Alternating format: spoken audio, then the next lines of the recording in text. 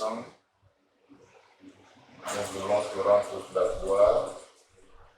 Nous voulons t'élever et te célébrer pour ce jour, car tu as fait de grandes choses dans nos vies.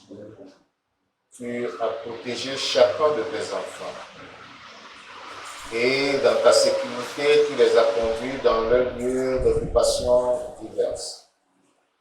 Que ce soit, il t'a plu de les ramener afin qu'ils puissent t'adorer et écouter ta parole. C'est pourquoi nous élevons la voix pour te magnifier. Toi seul, tu es notre Dieu. Sous tes airs, nous trouvons protection et sécurité. Sous tes airs, nous trouvons refuge. C'est pourquoi ce soir, Père de gloire, une fois de plus, nous nous consacrons à toi, nous te consacrons nos cœurs.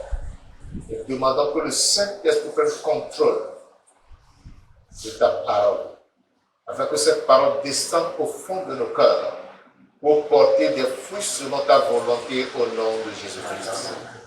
Éternel des armées, nous demandons que tout esprit de distraction, d'incompréhension et de confusion soit chassé du milieu de nous au nom de Jésus-Christ. Saint-Esprit, c'est toi le grand enseignant. Viens parler à travers l'instrument que tu as choisi, afin de nous édifier. Sois glorifié parce que j'ai l'assurance que tu nous aides aussi. Alléluia, adoration te soit rendue, Père. Au nom puissant de Jésus de Nazareth, nous avons prié. Amen. Amen. Amen. Vous asseoir que Dieu vous bénisse. Comme je vous l'avais promis, nous parlons aujourd'hui des pains sans levain. Le thème, c'est le chrétien et les pains sans levain. Le chrétien et le pain sans levain. Nous sommes dans la semaine pascale, c'est-à-dire que nous sommes dans le prolongement de la Pâque. La Pâque a eu lieu vendredi, qui était le 14e jour du mois Abib, que Dieu a demandé que ce soit le premier jour des enfants, le premier mois de l'année pour les enfants d'Israël. Il a dit au 14e jour. Donc le 14e jour de ce mois, ce fut le vendredi dernier, qui était le 15e jour du mois d'avril. Il y a presque coïncidence. Et comme je le disais, nous devons suivre plutôt le calendrier biblique et non le calendrier grégorien lorsqu'il s'agit de certaines fêtes chrétiennes, en particulier de la fête de la Pâque. La fête de la Pâque nous conduit dans une nouvelle année en tant que chrétiens, chose que plusieurs chrétiens ne comprennent pas aujourd'hui. Et on est même arrivé à confondre la Pâque avec la résurrection de Jésus-Christ. Et comme je vous le disais, lorsque nous rentrons dans la Pâque, parce que Jésus-Christ même a célébré la Pâque, il a célébré la Pâque, et c'est dans le même jour de la Pâque, c'est-à-dire c'est entre les deux soirs qu'il a été crucifié. Ça voudra dire quoi? C'est-à-dire que le soir pour commencer la Pâque, il a institué la Sainte Seine, il a été arrêté, et le lendemain, c'est-à-dire il a été arrêté la nuit, et quand le jour s'est levé, dans le jour, il a été crucifié. Et lorsqu'il a rendu l'esprit à la 6e heure, la terre était couverte de ténèbres jusqu'à la 9e heure. Alléluia. Amen. Et lorsque Jésus-Christ, sur le soir, parce que Le lendemain devait être le sabbat. Dès que 18h sonnait, c'était déjà le sabbat. Donc, il a été inhumé, il a été mis dans la tombe avant 18h. Et le lendemain qui était le sabbat, la célébration du sabbat, il n'y avait eu aucun mouvement. Son corps aussi s'était reposé dans le respect de ce sabbat. Mais le lendemain du sabbat, c'est-à-dire le premier jour de la semaine, le matin très tôt, Christ est ressuscité. Amen. Donc c'était dans la période que la Bible appelle la fête des pains sans levain que Christ est ressuscité. Et donc lorsque nous célébrons la Pâque, nous nous souvenons de la libération des enfants d'Israël, de la servitude, de l'esclavage de l'Égypte, qui pour nous est la délivrance du péché, notre salut en Christ, parce que Christ, l'agneau parfait de Dieu, a été immolé, il s'est offert, il a été immolé à la croix, son sang coulé et nous a rachetés.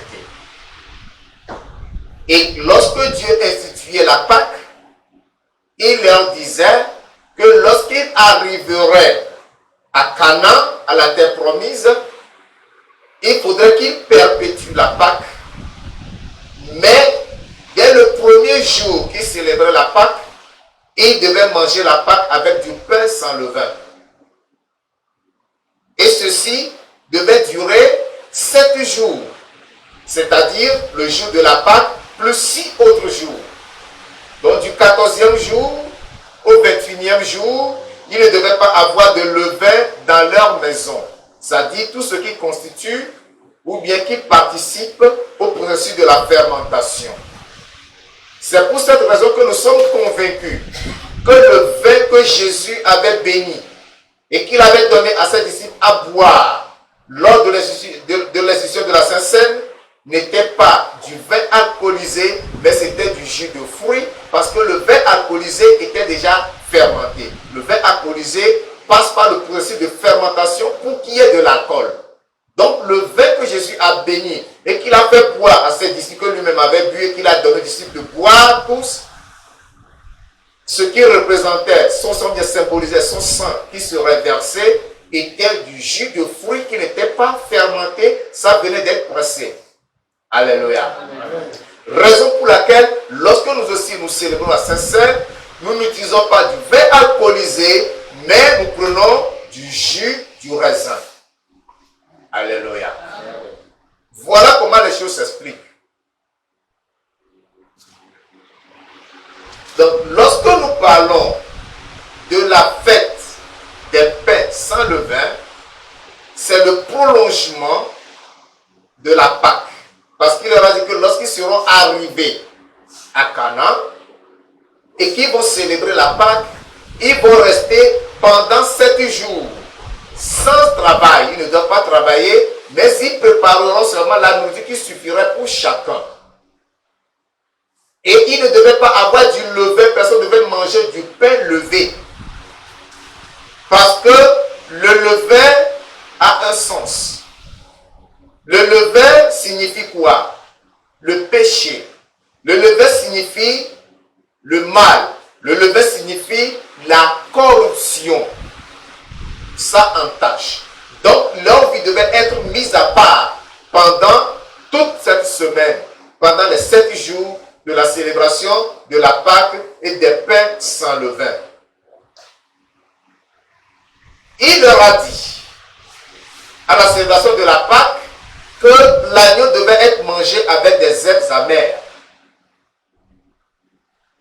J'ai expliqué ça. Je vais le répéter. Les herbes amères, c'est pour qu'ils se souviennent de leur jour de souffrance et d'affliction dans la servitude de l'Égypte. C'est ce que symbolisent les herbes amères dans leur nourriture ou dans leur célébration de la Pâque.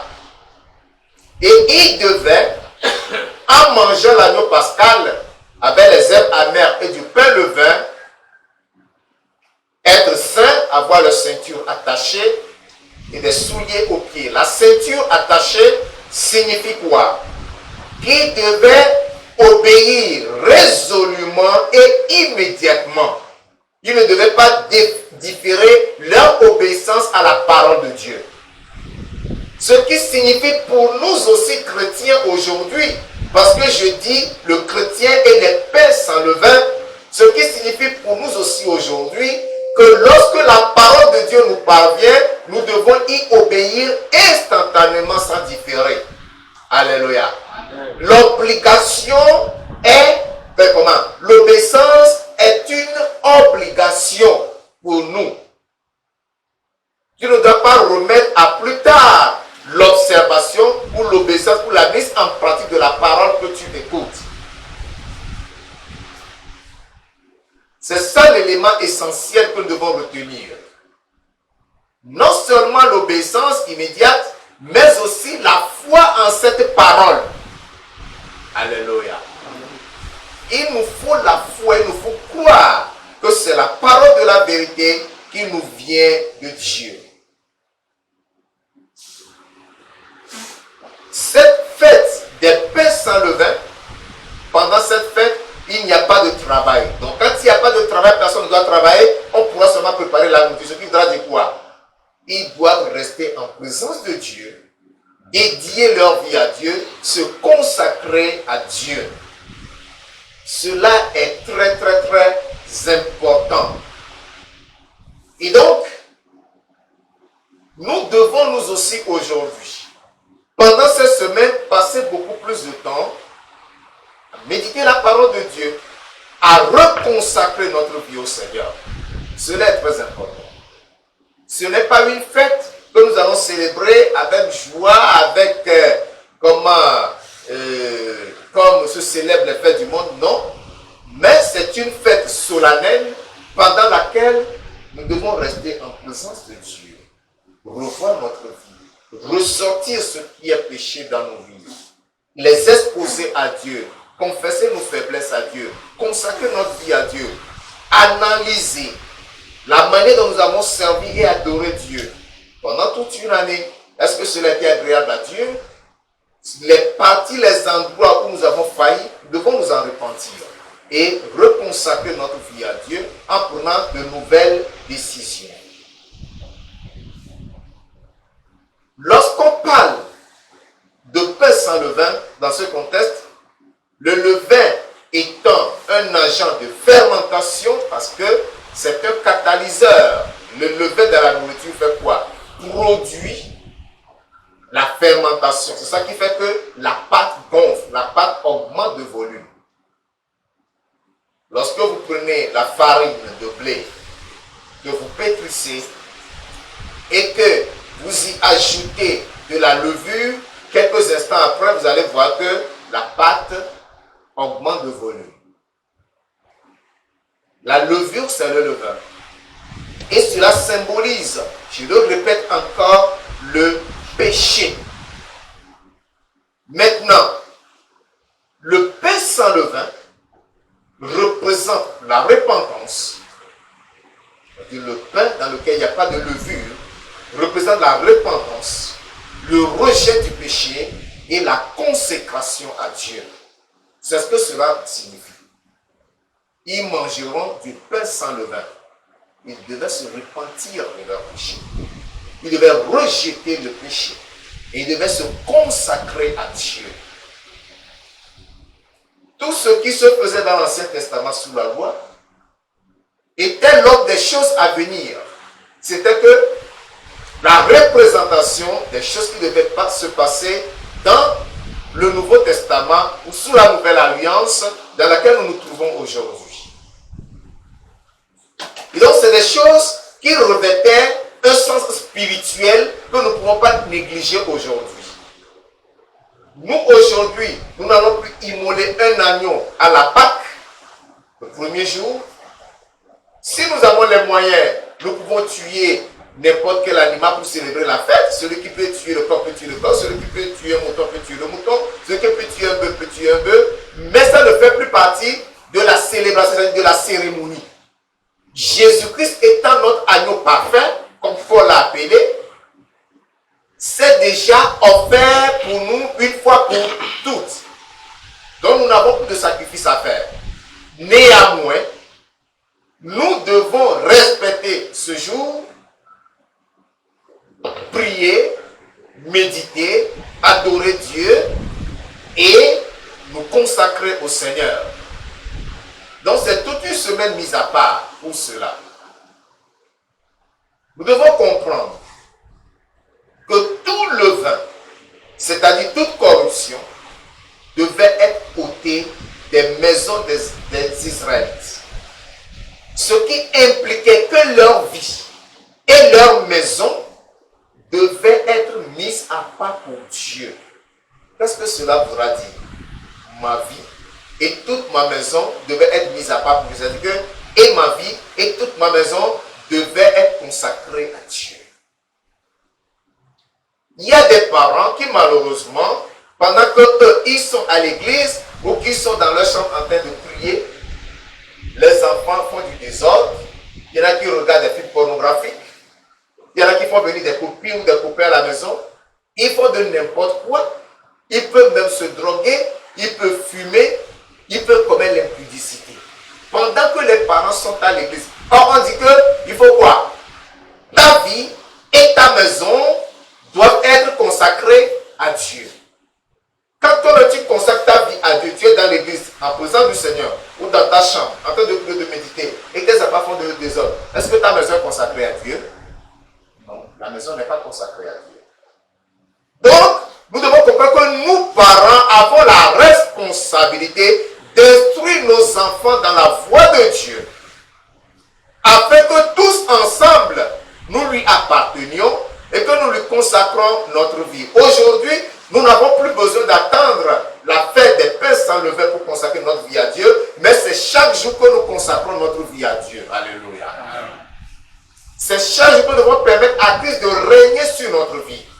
C'est chaque jour que nous devons demander à Dieu de se servir de nous pour bénir quelqu'un, pour sauver quelqu'un, pour aider quelqu'un, pour impacter quelqu'un, pour impacter son église. C'est chaque jour que nous devons le faire. Nous n'allons plus attendre le jour des pains sans levain. Parce que Christ s'étant offert, il s'était offert une fois pour toutes. Il n'y a plus de sacrifice à faire.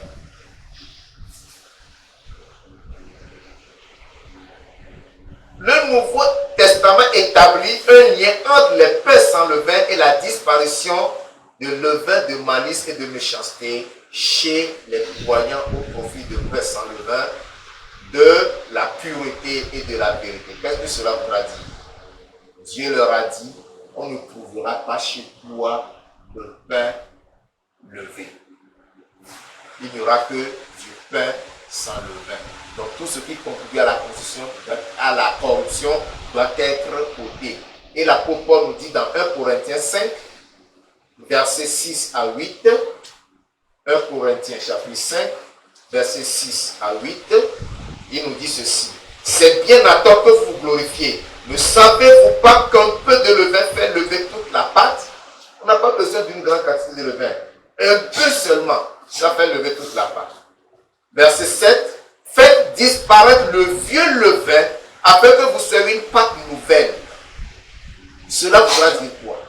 Nous devons ôter de notre vie tout ce qui contribue à la corruption, c'est-à-dire le péché, le mal en nous. Se présenter à Dieu, s'ouvrir à Dieu, laisser l'Esprit de Dieu de nous sonder, de nous dépouiller de tout péché, de toute iniquité. Puisque vous êtes sans levain, car Christ, notre Pâque, a été immolé. Alléluia. Christ, notre Pâque, a été immolé. Donc, son sang doit nous délivrer complètement du péché. Verset 8. Célébrons donc la fête, non avec du vieux levain, non avec un levain de malice et de méchanceté, mais avec les pains sans levain de la pureté et de la vérité. Le levain ici, c'est la malice et la méchanceté. C'est quoi la malice? La malice, c'est cette manière de dissimuler le péché dans son cœur. Par exemple, la haine. Tu as la haine pour le frère, néanmoins, tu lui souris, tu lui parles, Mais quand tu tournes le dos, c'est pour le critiquer, c'est pour lui souhaiter le mal. C'est ça la malice. C'est de l'hypocrisie. La méchanceté. La méchanceté, c'est le fait de se montrer dur, très mauvais envers son prochain et envers soi-même. Lorsque toi-même tu te fais du mal, lorsque tu commets le péché, tu te fais du mal, tu es méchant envers toi-même. Ce sont là des choses à faire disparaître lorsque nous voulons célébrer cette fête. Et je le dis, je le répète, nous n'attendons plus la Pâque pour nous rendre purs, pour obéir à la vérité ou pour être dans la vérité. Mais c'est chaque jour de notre vie. Alléluia. C'est chaque jour de notre vie. C'est ce que Dieu veut pour nous. Nous devons également comprendre que le fait de ne pas se détourner de son péché pour mettre sa foi en Dieu entraînait un jugement divin. Le fait de ne pas se détourner de ses péchés pour mettre sa foi en Dieu entraînait un jugement divin. Exode 12, verset 19. Exode 12, le verset 19.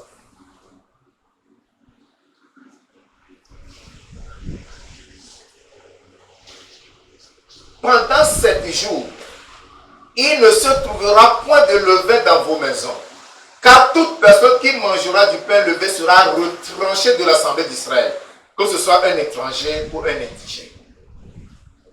Vous comprenez ça?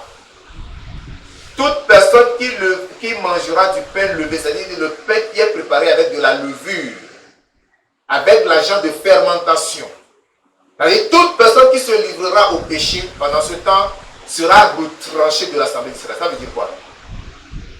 Être retranché de l'assemblée. On t'exclut, on te bannit. On peut te tuer. Oui, tu seras retranché. Que ce soit étranger résident en Israël, que ce soit israélite vivant partout. Eh bien, lorsque tu ne mets pas ta foi en la parole pour y obéir, en cette période, tu es retranché. Donc, nous comprenons que, puisque nous célébrons la Pâque chaque jour, que Dieu crée, alléluia, chose merveilleuse, chose fantastique, nous devons ôter de nos vies chaque jour le levain. Nous devons permettre à aucun agent de fermentation de rentrer dans notre vie. Nous devons vivre dans une obéissance absolue. Obéissance à la parole de Dieu. Obéissance au conseil divin.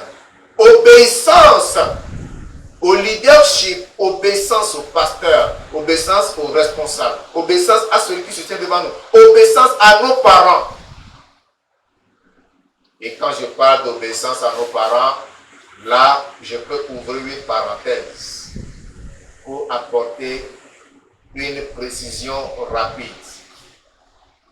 L'obéissance à nos parents ne veut pas dire les aider dans leurs péchés. Alléluia.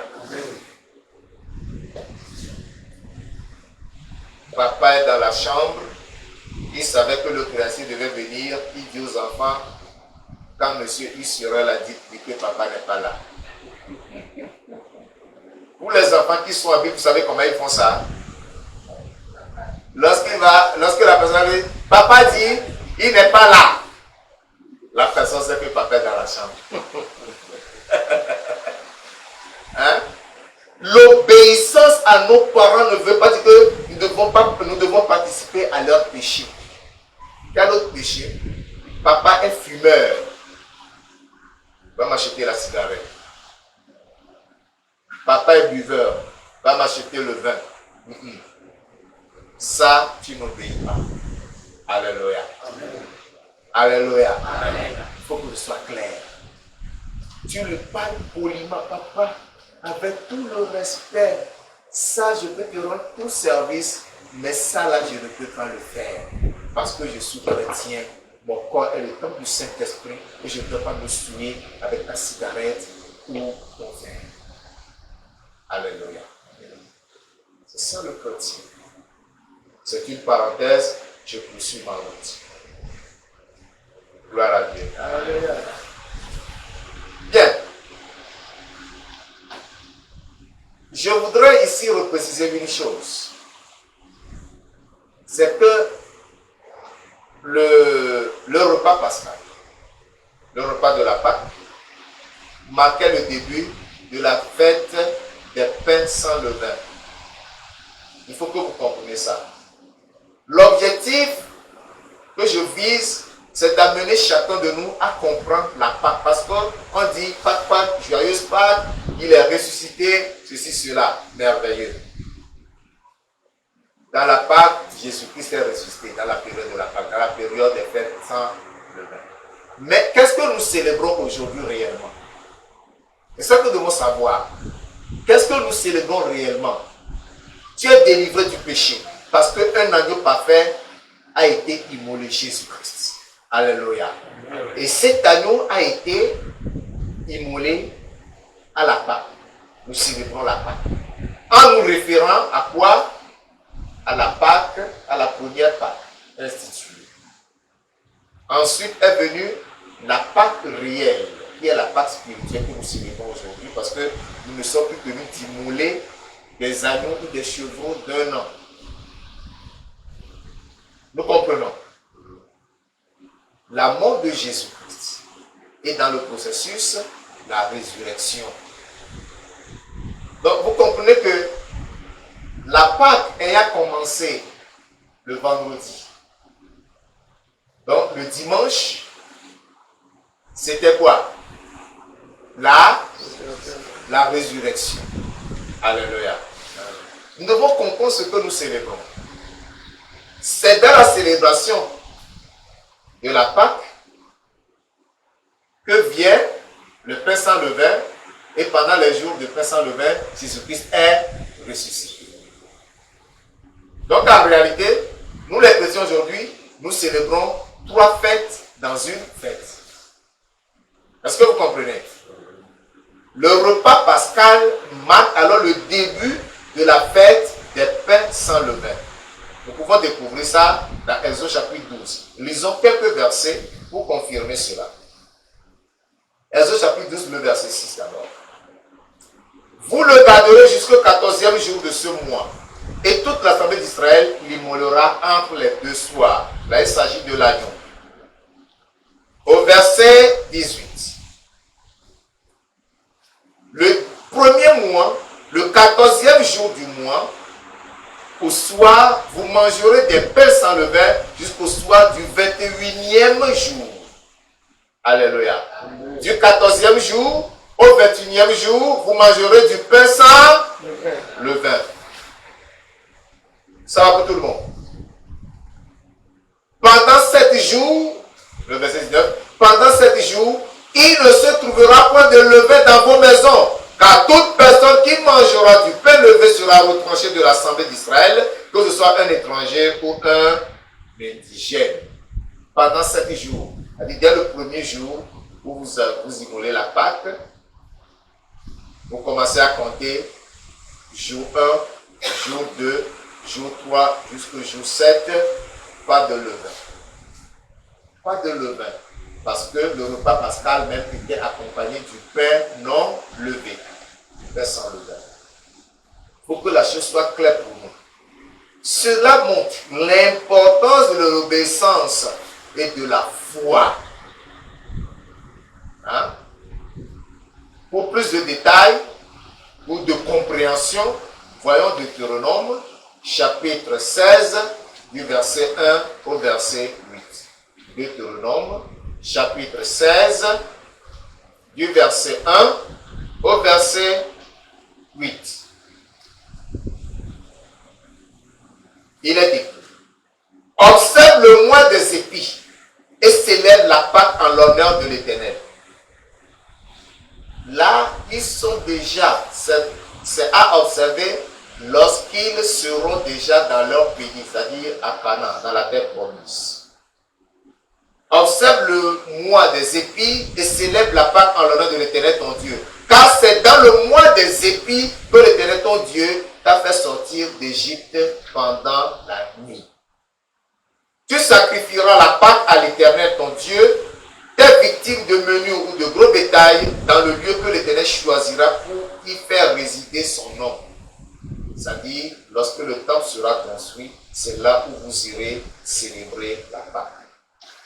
Pendant la fête, tu ne mangeras pas de pain levé, mais tu mangeras 7 jours des pains sans levain, du pain d'affliction, car c'est avec précipitation que tu es sorti du pays d'Égypte. Parce qu'on leur a dit de manger le pain et l'agneau pascal avec des souliers aux pieds et le bâton à la main, bâton de pèlerin, bâton de voyageur. Avec précipitation, ils n'étaient pas assis royalement à une table. Non. Bâton en main, souliers, ceinture. Vous mangez comme des militaires qui partent à la guerre. Alléluia. Car c'est avec précipitation que tu es sorti du pays d'Égypte. Il en sera ainsi afin que tu te souviennes toute ta vie du jour où tu es sorti du pays d'Égypte. On ne verra point chez toi de levain dans toute l'étendue de ton pays pendant 7 jours, et aucune partie des victimes que tu sacrifieras le soir du premier jour ne sera gardée pendant la nuit jusqu'au matin. Tu ne pourras point sacrifier la Pâque dans l'un quelconque des lieux que l'Éternel ton Dieu te donne pour demeure. C'est-à-dire que tu ne vas pas célébrer la Pâque dans ta maison. Cela voudra dire quoi? Cela voudra dire que cette Pâque pourrait devenir de l'idolâtrie. Hein? L'homme est l'homme. Et on connaît la têtutesse de nos parents d'Israël. Quelqu'un, au lieu d'immoler dignement la Pâque, là va déposer une pierre pour dire voilà ton Dieu. Il va immoler l'agneau et verser le sang sur cette pierre. Et ça devient un Dieu pour lui. Donc pour éviter cela, il devait aller au lieu que l'Éternel a désigné pour célébrer la Pâque. Mais avant que le lieu ne soit désigné, ils le faisaient dans leur maison, dans le respect intégral. Et pendant qu'ils faisaient ça dans leur maison, le moment fascinant de la Pâque, c'était le moment où le père de famille se levait au milieu de toute sa famille et commençait à raconter l'histoire de la Pâque depuis l'Égypte. Alléluia. Là, tout le monde était attentif et écoutait religieusement jusqu'à ce que le lieu d'adoration a été construit. Et alors, tout le monde se rendait à Jérusalem pour célébrer la Pâque. Verset 6, mais c'est dans le lieu que choisira l'Éternel ton Dieu pour y faire résider son nom que tu sacrifieras la Pâque, le soir au coucher du soleil, à l'époque de ta sortie d'Égypte. Tu feras cuire, j'ai dit, je lis jusqu'au verset 6, non? Verset 8, ok. Tu feras cuire la victime et tu la mangeras dans le lieu que choisira l'Éternel ton Dieu. Et le matin, tu pourras t'en retourner et t'en aller vers tes tentes. Donc, lorsque tu vas sacrifier la Pâque, immoler la Pâque, le lendemain matin, tu peux retourner chez toi dans ton village. Verset 8. Pendant 6 jours, tu mangeras des pains sans levain. Et le 7e jour, il y aura une assemblée solennelle en l'honneur de l'Éternel ton Dieu. Tu ne feras aucun ouvrage. Alléluia. Donc, il y aura cette assemblée solennelle le 7e jour pour clore la fête. Parce que la fête a commencé avec solennité, on doit aussi la clore avec solennité. C'était là l'ordre que Dieu a donné et que tous les enfants d'Israël devaient s'y soumettre. Cela montre l'importance de la foi et de l'obéissance à l'agneau sacrifié. Est-ce que tu obéis à l'agneau sacrifié, c'est-à-dire à Jésus-Christ aujourd'hui? Est-ce que tu as du respect pour la personne de Jésus-Christ, pour l'œuvre qu'il a accomplie à la croix? Est-ce que tu as du respect pour sa parole? Je voudrais encourager chacun de nous ici ce soir que lorsque tu viens à l'église, ne dis pas dans ta tête que j'y vais pour faire plaisir à X ou à Y. Alléluia. J'y vais parce que X, Y m'a invité. Non. J'y vais pour le salut de mon âme parce que quelqu'un s'est sacrifié pour moi. Combien de personnes ont été crucifiées pour la rédemption de l'humanité? Il y en avait eu combien? c'est un seul. Une seule personne. Jésus-Christ de Nazareth. Aujourd'hui, lorsque nous sommes en période de Pâques, il y en a qui vont commettre l'abominable en imitant Jésus-Christ, en portant une grosse croix, en tombant, se relevant, on les chicote avec des chicotes fabriquées avec, c'est pas moi, des mousses, des choses qui ne donnent pas la douleur au corps. Et ensuite, on les fait monter sur une croix pour dire qu'ils sont crucifiés. C'est de l'abomination. Dieu n'a jamais demandé ça. Dieu n'a jamais demandé que quelqu'un imite le sacrifice de son fils, le sacrifice du Messie. Je me souviens d'une année à Philippines, quelqu'un s'est fait carrément crucifier. Il s'est fait vraiment crucifier. Pas que ça m'a été attaché à la croix, mais il s'était fait crucifier réellement. Vous pensez que celui-là ira au paradis? Il s'est retrouvé en enfer. Parce qu'il n'a pas le pouvoir de vie ni de mort sur sa personne. Et il a demandé à être crucifié. Il est mort, il est enterré. C'est un enfer. Donc, nous devons savoir que c'est du sacré, la mort de Jésus-Christ à la croix. À cause de cela, lorsque tu te dis que tu es chrétien, sois chrétien pour toi-même et non pour plaire à quelqu'un. Si tu es chrétien pour plaire à quelqu'un, tu ne seras jamais chrétien. Alléluia. Comprends l'importance du prix que Christ a payé pour toi. Et donc, pour nous les croyants aujourd'hui, nous devons nous repentir et nous engager à vivre pour Dieu dans l'humilité et dans la reconnaissance. C'est ce qu'il faisait, dans l'humilité et dans la reconnaissance. Jésus nous a dit, dans Matthieu chapitre 5, verset 5, les hommes heureux les débonnaires. Débonnaire veut dire quoi? Débonnaires, ce sont ceux-là qui sont humbles et soumis devant Dieu. Donc, Dieu nous veut humbles et soumis devant lui. L'humilité. Matthieu 5, verset 5. Heureux les débonnaires, car ils hériteront la terre. Ça veut dire, bénis soient les débonnaires. Soyons humbles et soumis pour avoir la vie éternelle. Et nous comprenons dans Jacques chapitre 4 au verset 10. Jacques chapitre 4 au verset 10. Il est écrit: humiliez-vous devant le Seigneur et il vous élèvera. Alléluia. Humilions-nous devant le Seigneur. Et Pierre a repris dans 1 Pierre chapitre 5 au verset 6, il dit: humiliez-vous donc sous la puissante main de Dieu afin qu'il vous élève au temps convenable. C'est Dieu qui élève. Mais pour que Dieu t'élève, ce qu'il demande de toi, c'est que toi, tu te fasses petit. L'humilité. Ne te considère pas comme étant supérieur. Son évangile nous a dit que l'humilité vous fasse regarder les autres comme étant supérieurs à vous, comme étant au-dessus de vous. C'est ce que Paul nous a enseigné. L'humilité te fait oublier ton nom, ta personne, ta provenance, ton rang social. L'humilité te fait oublier ce que tu fais pour les autres. Lorsque tu vois même le plus petit, tu dis non, celui-là, il est supérieur à moi, il possède quelque chose que je ne possède pas. C'est ça l'humilité. L'humilité ne rend pas les épaules carrées. Apprenons-nous l'humilité. J'ai appris, j'ai enseigné ici sur l'humilité le jeudi. 31 mars, je pense que c'est 31 mars. Et le vendredi 1er avril, je m'étais rendu à l'hôpital. J'ai appris, le Seigneur m'a enseigné l'humilité et l'inutilité de la vie de l'homme. Alléluia. Quand j'étais arrivé à l'hôpital pour faire mon examen, le médecin m'a fait rentrer dans la salle. Et lui, il n'était pas dans la salle. Je me retrouvais entre deux infirmières.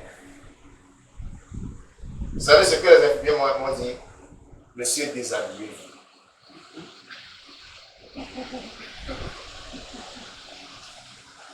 Monsieur, déshabillez-vous.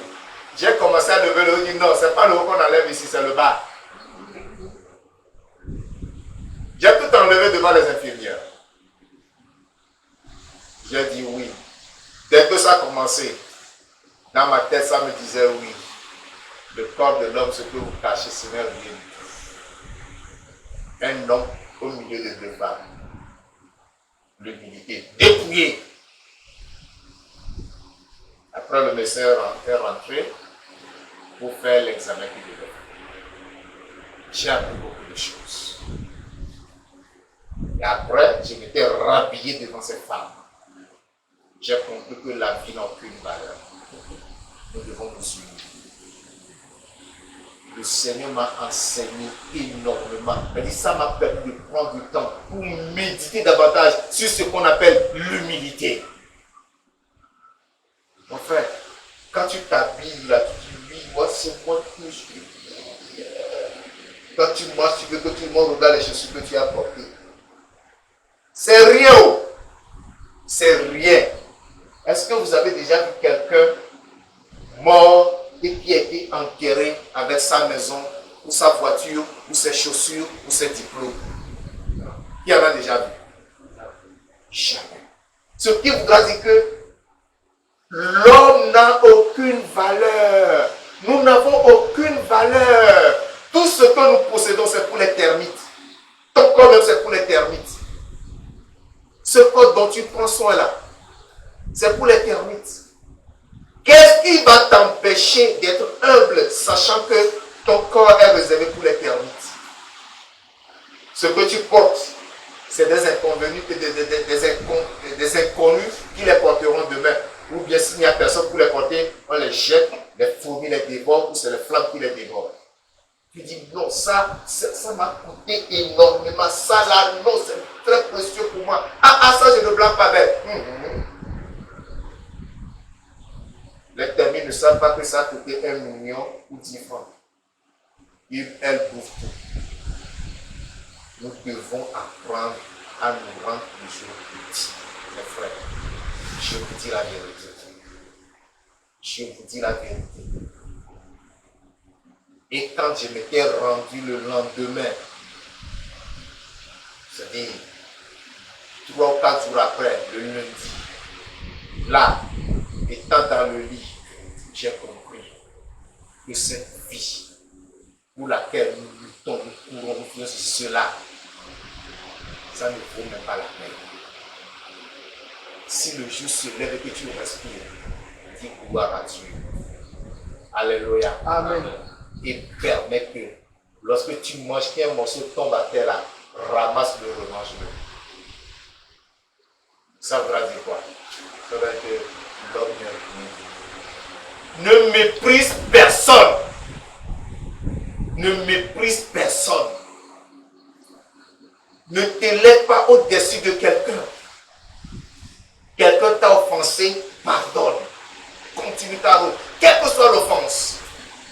L'humilité. L'humilité, c'est une vertu cardinale.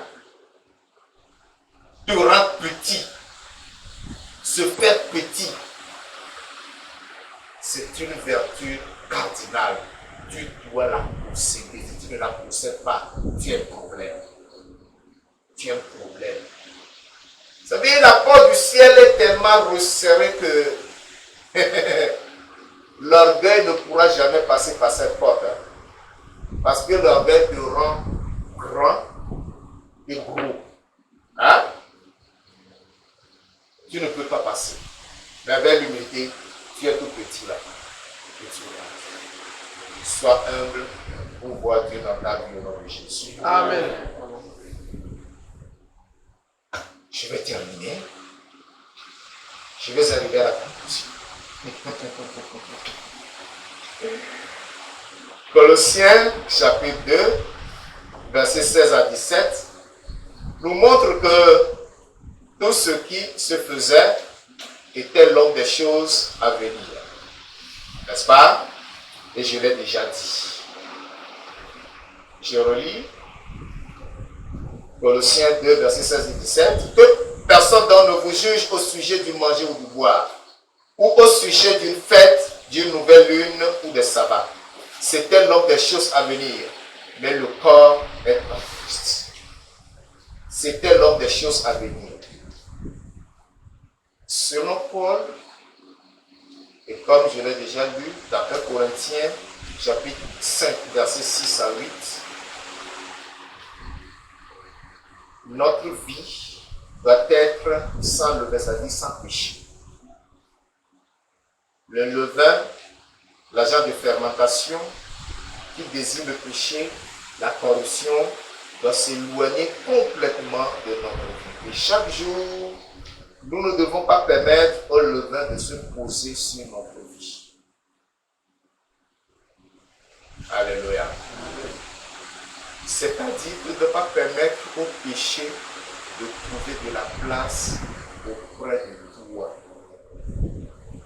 Tu dois te rendre réfractaire au péché. Tu dois dire non au péché. Ne permets pas au péché de s'attacher à toi. Même le petit mensonge ne lui donne aucune place. Ne lui donne aucune place. C'est pour cela que l'apôtre nous dit, dans Actes des Apôtres, chapitre 24, Actes des Apôtres, chapitre 24, le verset 16. Actes des Apôtres, chapitre 24, verset 16, il nous dit, c'est pourquoi je m'efforce d'avoir constamment une conscience sans reproche devant Dieu et devant les hommes. C'est pourquoi je m'efforce d'avoir constamment une conscience sans reproche devant Dieu et devant les hommes. C'est-à-dire qu'il faut que ma conscience soit tranquille. Que ma conscience ne me reproche de rien. Que ma conscience ne m'accuse d'aucun péché.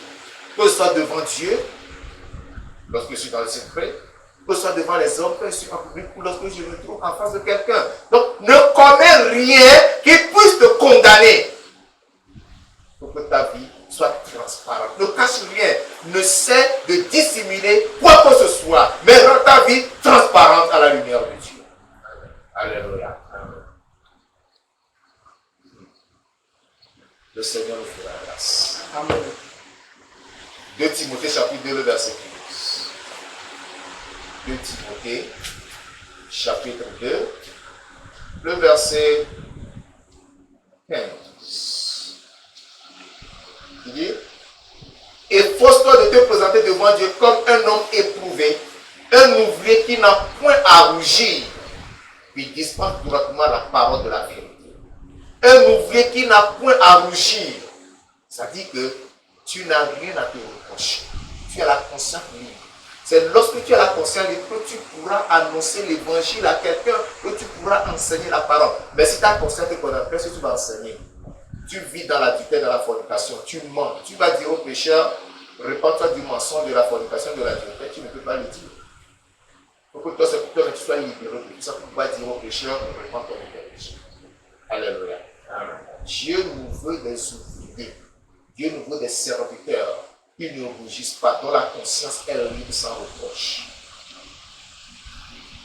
En ceci,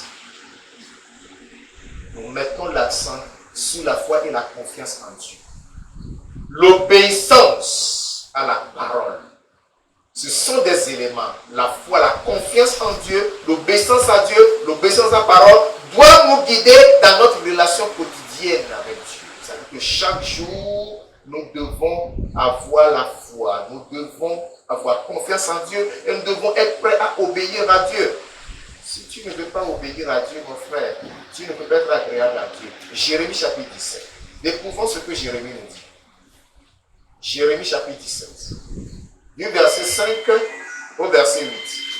Jérémie 17.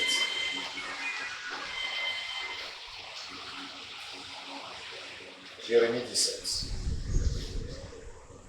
Verset 5 au verset 8. Écoutez, il dit, ainsi parle l'Éternel, maudit soit l'homme qui se confie dans l'homme, qui prend la chair pour son appui et qui dépouille son cœur de l'Éternel. Ça commence par quoi? Maudit soit l'homme qui se confie dans l'homme.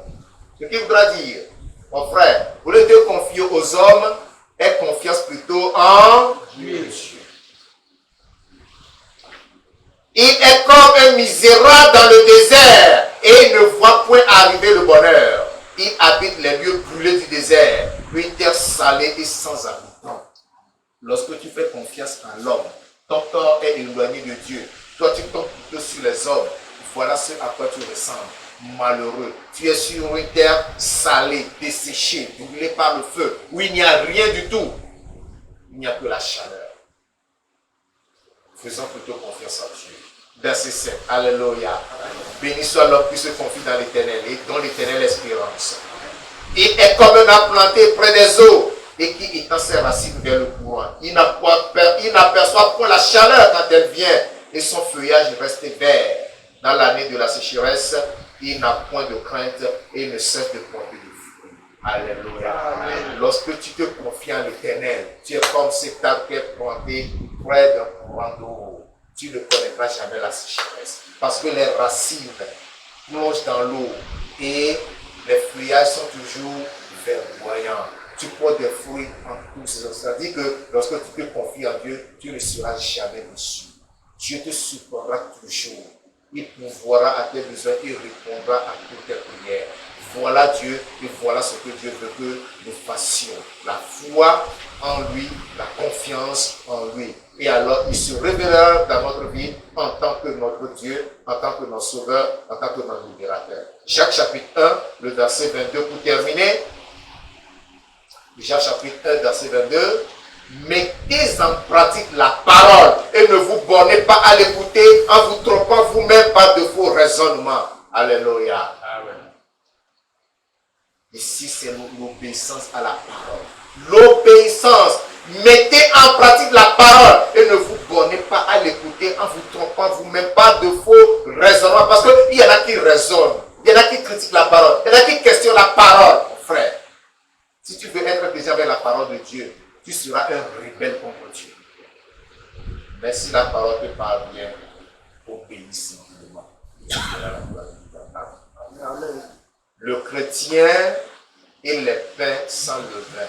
Levain, agent de fermentation, agent de corruption, péché. Nous devons nous en débarrasser. Et chaque jour, nous devons célébrer notre Pâque, c'est-à-dire Jésus-Christ qui a été crucifié pour nous donner la vie. Levons-nous et parlons au Seigneur. Je veux que tu parles au Seigneur ce soir. Que tu te confies au Seigneur. Que tu demandes la grâce d'avoir une vie purifiée, d'avoir une vie sanctifiée pour être agréable pour les jours de ta vie. Et lève la voix et parle au Seigneur. Demande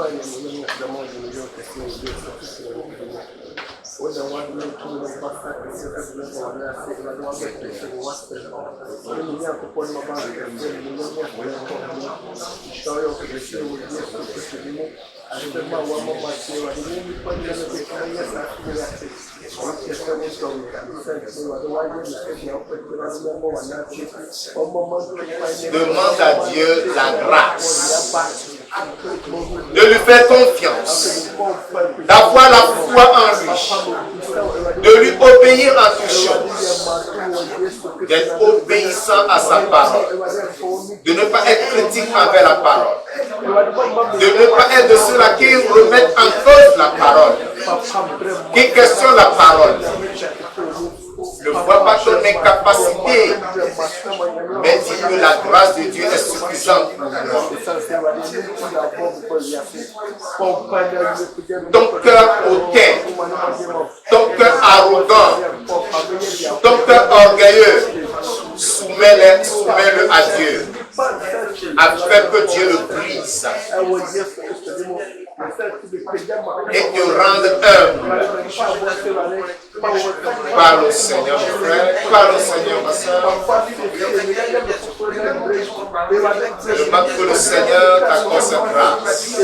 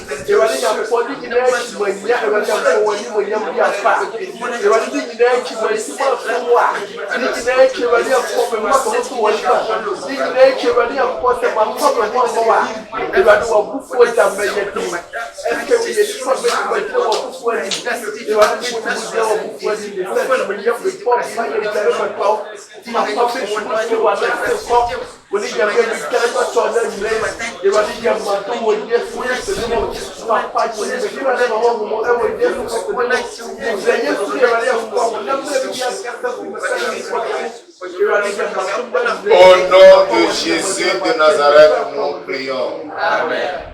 Père éternel, reçois l'adoration, la louange de ce que tu as délivré Israël de la servitude de l'Égypte en lui donnant la Pâque. Cette Pâque, dans le Nouveau Testament, Jésus-Christ même l'a célébrée et la dernière qu'elle a célébrée, il s'est livré lui-même comme victime expiatoire. En tant que l'agneau de Dieu immolé, notre Pâque parfaite, Seigneur Dieu, nous devons aussi la célébrer. Mais ce que tu demandes de nous, Seigneur, c'est de nous dépouiller de toute forme de levain. C'est pourquoi je prie ce soir, Père, que tu répands sur nous le sang de Christ coulé au calvaire, afin de nous purifier de tout souillure. Et que tu donnes la grâce de marcher chaque jour de notre vie en ta présence, en toute humilité, soumission, en toute obéissance, ayant la foi à ta parole, loin de toute souillure, loin de toute corruption, loin de toute iniquité, au nom de Jésus-Christ. Amen. Seigneur, je veux te dire merci parce que je crois que tu nous aides aussi. Que toute la gloire te soit rendue pour ta fidélité. Au nom de Jésus de Nazareth, nous avons prié. Amen. Amen. Amen.